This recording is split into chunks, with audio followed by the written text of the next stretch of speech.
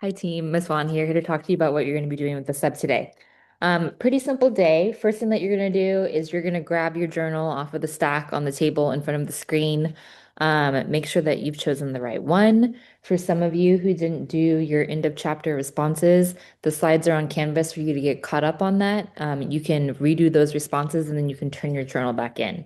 The way today is going to be organized is that you're going to start class off doing a little bit of writing, thinking about this concept of a rememory, and you yourself are going to write about a rememory of your choice. We're going to read chapter 4 together, or I'm going to read chapter 4 to you, and I'm going to be stopping along the way, and I'm going to be explaining some things that you should definitely be documenting in your notebook.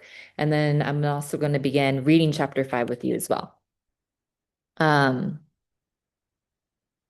okay. So the first thing that I want to do is remind you all about what a rememory is. And so if we can open our books to page 43, I'm going to start reading there. So as a reminder, it's been a while since we've read the book. So as a refresher on previous episode of Beloved, um, Denver was walking back from her house and she sees her mom kneeling and she's praying, and there's a figure that has her arm around her mom's waist. And we as a class, we speculated that that fi figure could be Baby Suggs. That figure could also be the ghost of Beloved. We do not know yet. And so when Denver asked her mom this question about who is that person next to you? What were you doing? She's not really alarmed by the fact that there is a presence next to her, which Toni Morrison wants to plant this idea in our minds that it's very much normalized for culturally for Setha, and then also like sorry for all of these tangents, but when Paul D first enters the house and he sees the pulsating red light, he is a little alarmed by it, but he's not totally shocked or turned away by it. And he just asks a simple question of, "Do you have company?" Which also shows how culturally for Paul D, it's also something that is kind of expected for it to just happen or spirits to be able to exist amongst humans. So, Seth is not fazed by Denver saying that there was a figure that had her arm around her waist. Denver asks her mom what she's talking about, and her mom tells her that she wasn't really praying, but that she was just kind of talking out loud. And so Setha explains to Denver this idea of a rememory. So, page 43, it's the first long paragraph on that page, about halfway down. This is Setha speaking. And she says, I was talking about time. It's so hard for me to believe in it. Some things go, pass on, some things just stay. I used to think it was my memory, you know, some things you forget, other things you never do, but it's not. Places are still there. If a house burns down, it's gone, but the picture of it stays. And not just in my memory, but out there in the world. What I remember is a picture floating around out there outside my head. I mean, even if I don't think it, even if I die, the picture of what I did or knew or saw is still out there, right in the place where it happened. Can other people see it? Asked Denver. Okay, so remember also that Denver is very hungry for her mom's story. So when her mom is telling her what she thinks about time and how she experiences it through her memories, Denver's hungry for that knowledge. So like she doesn't think that it's weird. She wants even more knowledge and clarification from her mother in this moment.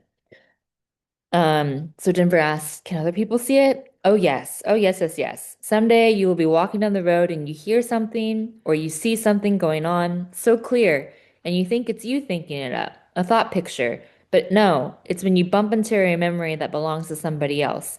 Where I was before I came here, that place is real. It's never going away. Even if the whole farm, every tree and grass blade of it dies, the picture is still there, and what's more, if you go there, you who never was there, if you go there and you stand in the place where it was, it will happen again. It will be there for you, waiting for you. So, Denver, you can't never go there. Never. Because even though it's all over and done with, it's going to always be there waiting for you. That's how come I had to get all my children out, no matter what. Denver picked at her fingernails. If it's still there waiting, that must mean that nothing ever dies. Setha looked right in Denver's face. Nothing ever does, she said. Okay, so Setha is explaining this idea of a rememory, and you can think of a rememory of like, oh, she's just talking about a memory, but a rememory is more complex than just a memory because we think about a memory as just like something in your head that you can recall. But Setha is explaining how a rememory is a memory that also exists in a space, and how when you enter that space, even if you never experienced what happened in that space, you can bump up against the rememory of someone else who did experience it. And this is the thing that Setha is trying to protect Denver from, and what Setha was ultimately trying to protect all of her children from. Um, and this also is going to be a little bit of foreshadowing for us in the rememories that are going to occur in the next couple of chapters. So, with this in mind, I want you to think about the way that Setha describes it back on page 43, where she says, someday you be walking down the road and you hear something or see something going on so clear, and you think it's you thinking it up, a thought picture. But no, it's when you bump into a memory that belongs to somebody else.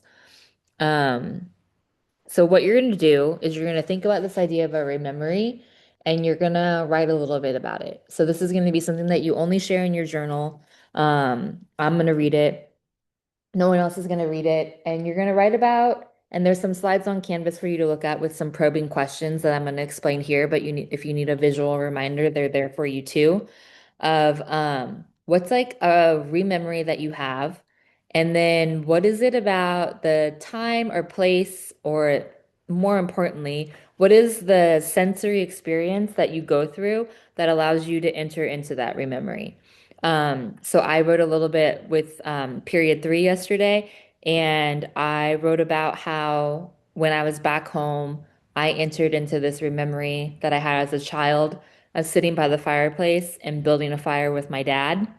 Um, and I was called into that by watching my niece and my nephew. There are multiple things. It was watching my niece and my nephew sit in front of the fireplace the same way that my brother and I used to.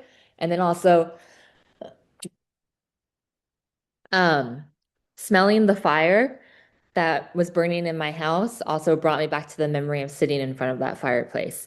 And so I want your mind to kind of like wander through the associations that you make so that you can really start to feel what it's like for the characters to go through this as well. It's like Toni Morrison tries to model it for us. You've read it, and now you're going to try to do it yourself.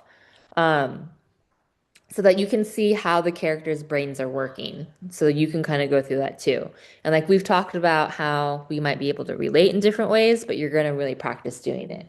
So again, what's a memory for you that when you're existing in your everyday life, you might go and see something, hear something, smell something, taste something, touch something, and it brings you back into this memory that you've had before. And then, like, what are the associations? So try to use as much sensory details as possible. Be as descriptive as possible. What does it feel like? What are the feelings that are also associated with that sensory experience that you have?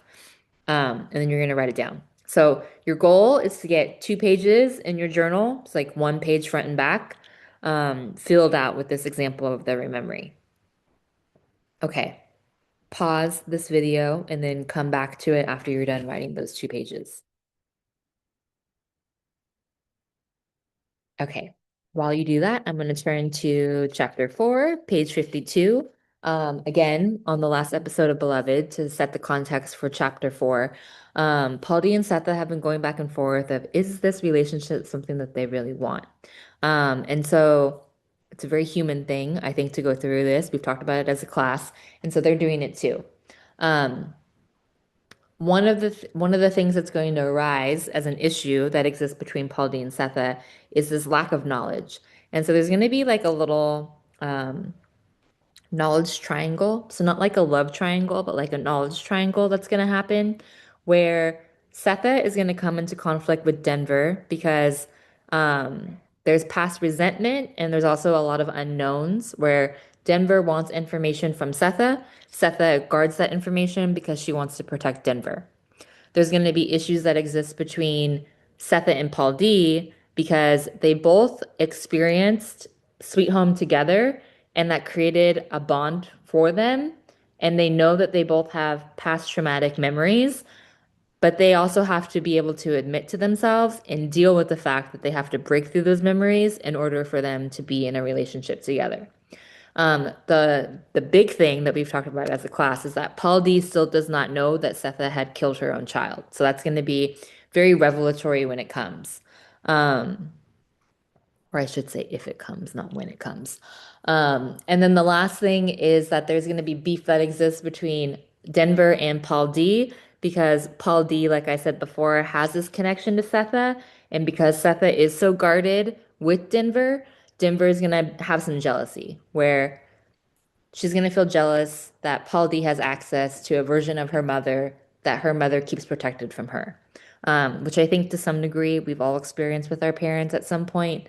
Um, that we know that our parents have lived these other lives and that they're always not so willing to share it with us, but that these other people who've experienced it too, it's like we feel on the outside when they're reunited with those people. Okay, that's to set the scene for chapter four. Um, okay, so some of these conflicts are going to come, are going to they're not gonna, it's so human the way that she writes these conflicts because they're not gonna be overt. They are gonna be hinted at. They're gonna come to a point, and then it's gonna be like, okay, was that a resolution? And the whole thing is like Toni Morrison wants to show that real human relationships are, even though we might desire it this way, that there is very clear, explicit communication of what the other person wants from the other, and that there's very clear resolution that very rarely happens. Okay, chapter four, page 52. Follow along. Book out, book open, and then also your notebook should be open too. And when I stop and talk about different quotes, you should take some notes in your notebook. Right. Pleasantly troubled, Setha avoided the keeping room and Denver's sidelong looks. As she expected, since life was like that, it didn't do any good. Denver ran a mighty interference and on the third day, flat out asked Paul D how long he was going to hang around. The phrase hurt him so much he missed the table. The coffee cup hit the floor and rolled down the sloping boards toward the front door. Hang around? Paul D didn't even look at the mess he had made. Denver, what's got into you? Setha looked at her daughter, feeling more embarrassed than angry. Paul D scratched the hair on his chin. Maybe I should make tracks. No, Setha was surprised by how loud she said it. He know what he needs, said Denver. Well, you don't, Setha told her, and you must not know what you need either. I don't want to hear another word out of you. I just asked if, hush, you make tracks. Go somewhere and sit down. Okay, so you have to imagine what it's like for Paul D, who's been in the house, and Denver asks this question of like, dude, when are you gonna leave? So he's kind of surprised by that, and he doesn't want to disrupt what Setha has going on, so he even obliges to it, where he says to himself, maybe I should make tracks.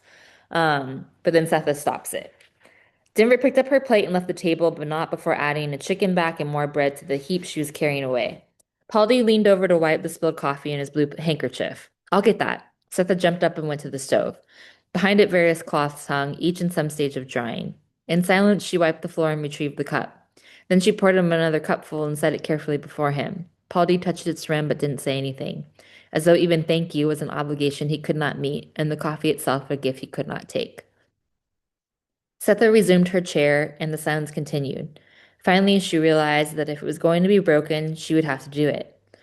I didn't train her like that. Paul D stroked the rim of the cup. And I'm surprised by her manners as you are hurt by him. Paul D looked at Setha. Is there a history to her question? History? What you mean?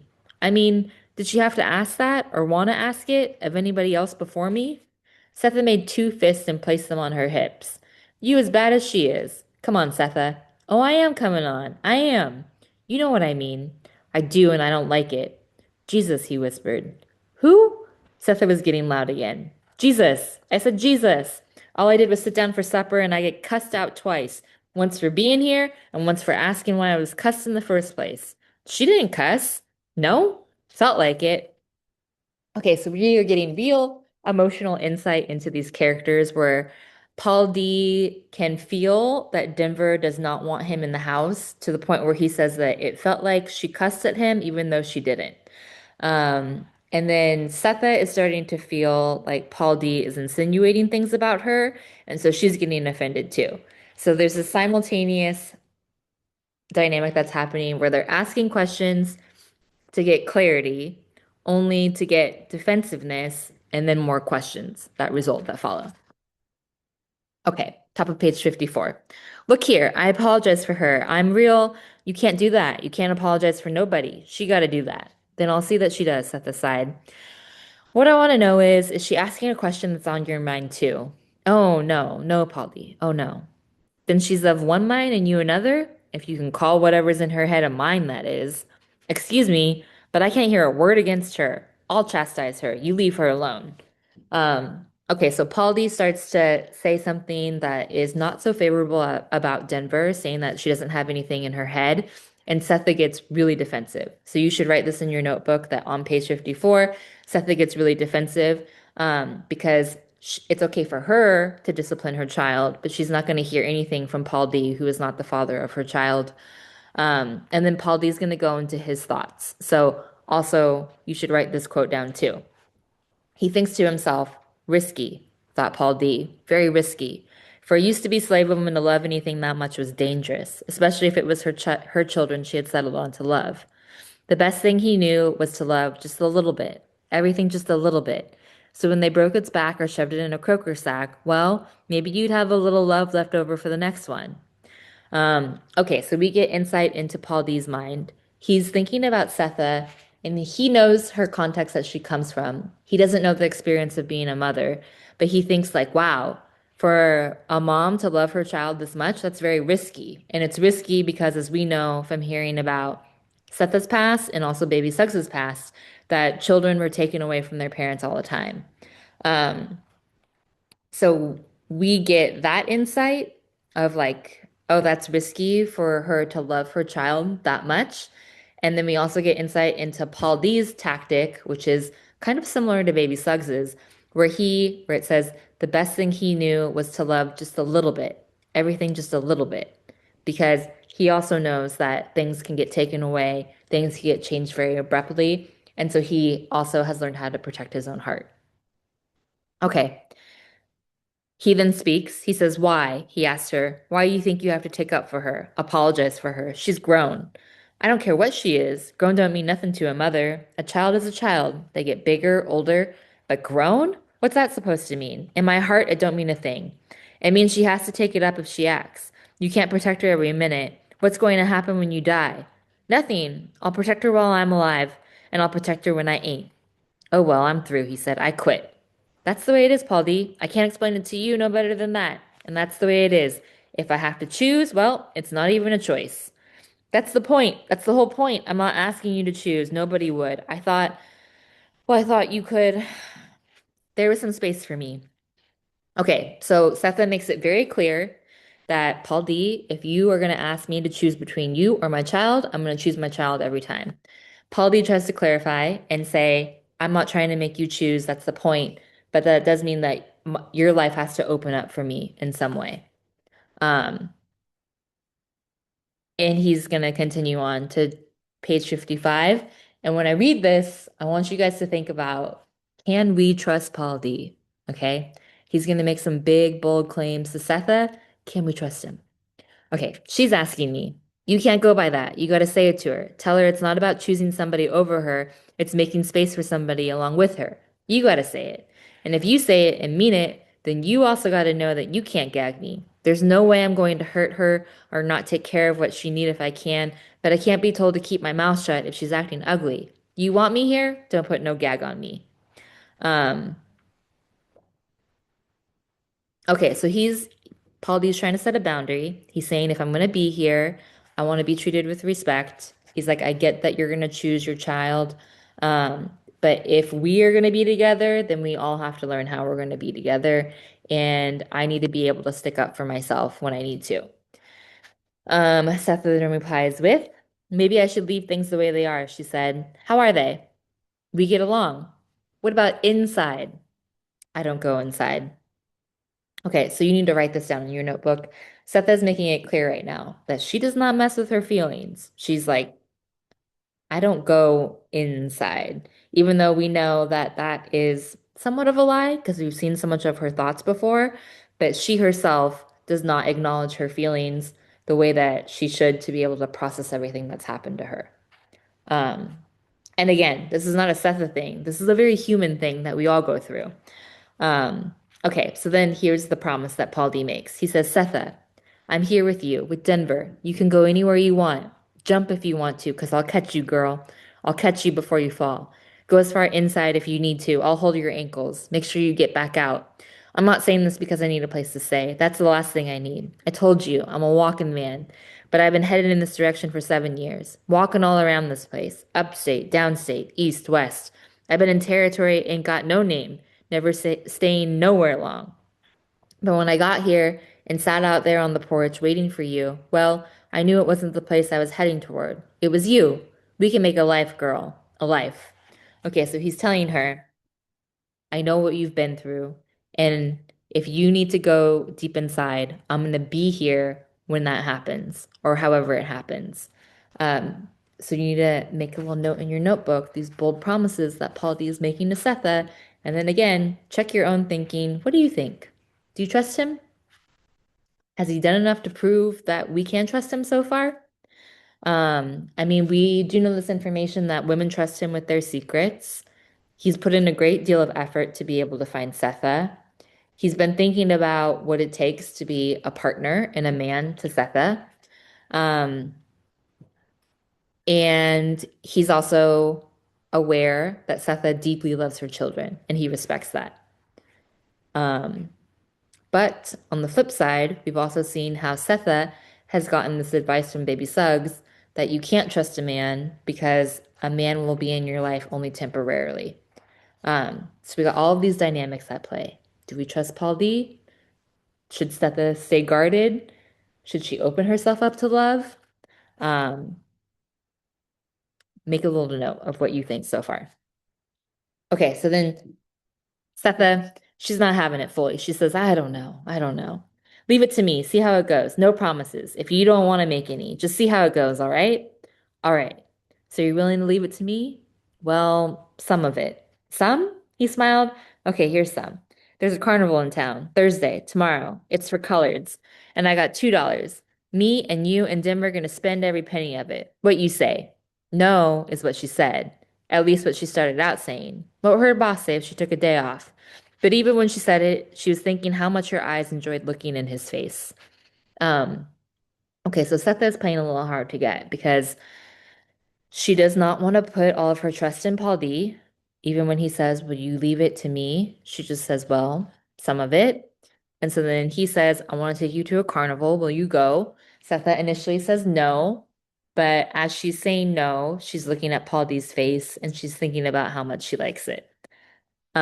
Okay, carnival day. The crickets were, oh, while we go through this, there's two symbols that I want you to be keeping track of in your notebook. One is going to be the shadows and how they're talked about, and then the other one is going to be the roses. Okay, let's read. The crickets were screaming on Thursday, and the sky, stripped of blue, was white hot at 11 in the morning. Setha was badly dressed for the heat, but this being her first social outing in 18 years, she felt obliged to wear her one good dress. Heavy as it was, and a hat. Certainly a hat. Okay, there's some details that are being given to us that should be slightly surprising to you. Setha has not been out of the house for a social event in 18 years. Um, this is a big deal because she has spent most of her time in 124 or working because after she kills her child, the community shuns her. Um, well, she thinks the community has shunned her and judged her and won't accept her. But as we're going to see at the carnival, there's actually a lot more openness, um, at least for Paul D and Denver, than maybe Setha originally thought. Okay, she didn't want to meet Lady Jones or Ella with her head wrapped like she was going to work. The dress, a good wool cast off, was a Christmas present to Baby Suggs from Miss Bodwin, the white woman who loved her. Denver and Paul D fared better in the heat since neither felt the occasion required special clothing. Denver's bonnet knocked against her shoulder blades. Paul D wore his vest open, no jacket, and his shirt sleeves rolled above his elbows. They were not holding hands, but their shadows were. Keep track of the shadows, right in your notebook, page 56. They're walking down the road to the carnival, and they themselves are not holding hands, but it looks like their shadows are. Okay, so like for Setha, she's starting to think like, okay, if we do become a family, what will it look like? And this is one preview of it. Um, Setha looked to her left, and all three of them were gliding over the desk holding hands. Maybe he was right. A life. Watching their hand-holding shadows, she was embarrassed at being dressed for church. The others ahead and behind him would think she was putting on airs, letting them know that she was different because she lived in a house with two stories. Tougher because she could do and survive the things they believed she could neither do nor survive. She was glad Denver had resisted her urgings to dress up, rebraid her hair at least. But Denver was not doing anything to make this trip a pleasure. She agreed to go sullenly, but her attitude was, go ahead, try and make me happy. The happy one was Paul D. He said howdy to everybody within 20 feet, made fun of the weather and what it was doing to him, yelled back at the crows, and was the first to smell the doomed roses. All the time, no matter what they were doing, whether Denver wiped perspiration from her forehead or stooped to retie her shoes, whether Polly kicked a stone or reached over to meddle a child's face leaning on its mother's shoulders, all the time the three shadows that shot out of their feet to the left held hands. Nobody noticed but Setha, and she stopped looking after she decided that it was a good sign. A life. Could be. Okay, roses. The smell of dead roses is everywhere. Okay, roses. Very beautiful. Okay, they have a thorn so that they are dangerous. And even when they die, they're kind of pretty when they're all dried up. Um, but the death itself is everywhere. So that's important to make note of. Death is everywhere.